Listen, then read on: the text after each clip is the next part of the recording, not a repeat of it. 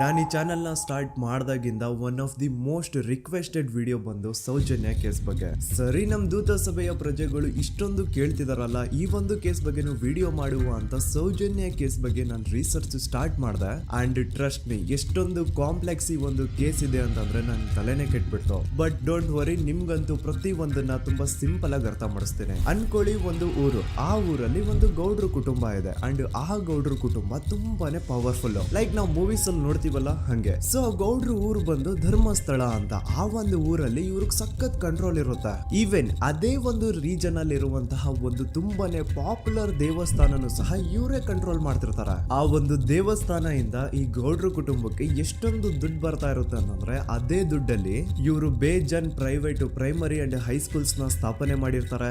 ಬೇಜನ್ private medical colleges ಇರ್ತವೆ and ಬೇಜನ್ private ದೊಡ್ಡ ದೊಡ್ಡ ಹಾಸ್ಪಿಟಲ್ಸ್ ಇರ್ತವೆ. ಒಟ್ಟಲ್ಲಿ ಹೇಳ್ಬೇಕು ಅಂತಂದ್ರೆ ದುಡ್ಡಿನ ಸುರಿಮಳೆ ಇವ್ರಿಗೆ. ನೋಡಿ, ನಮ್ಮ ಭಾರತ ದೇಶದಲ್ಲಿ ಒಂದು ಕಾನೂನಿದೆ, ದ ರಿಲಿಜಿಯಸ್ ಎಂಡೋಮೆಂಟ್ ಆಕ್ಟ್ 1863 ಅಂತ.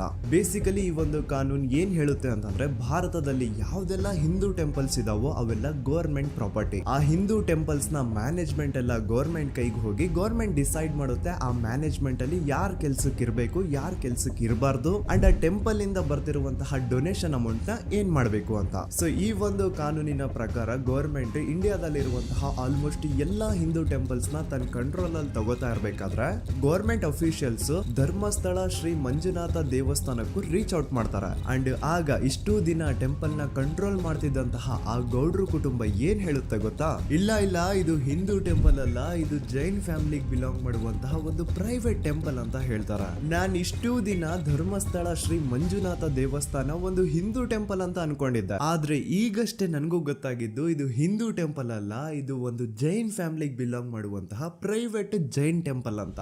ಸೊ ಹೀಗಾಗಿ ಗವರ್ಮೆಂಟ್ ಅಫಿಷಿಯಲ್ಸ್ ಏನೂ ಮಾಡಕ್ಕಾಗದೆ ಇವತ್ತಿನವರೆಗೂ ಈ ಒಂದು ಧರ್ಮಸ್ಥಳ ಶ್ರೀ ಮಂಜುನಾಥ ದೇವಸ್ಥಾನನ ಒಂದು ಪ್ರೈವೇಟ್ ಟ್ರಸ್ಟ್ ನಡೆಸ್ಕೊಂಡು ಹೋಗ್ತಿದೆ. ಅಂಡ್ ಆ ಪ್ರೈವೇಟ್ ಟ್ರಸ್ಟ್ ನ ಓನರ್ ಯಾರು? ಅದೇ ಗೌಡ್ರು ಕುಟುಂಬ.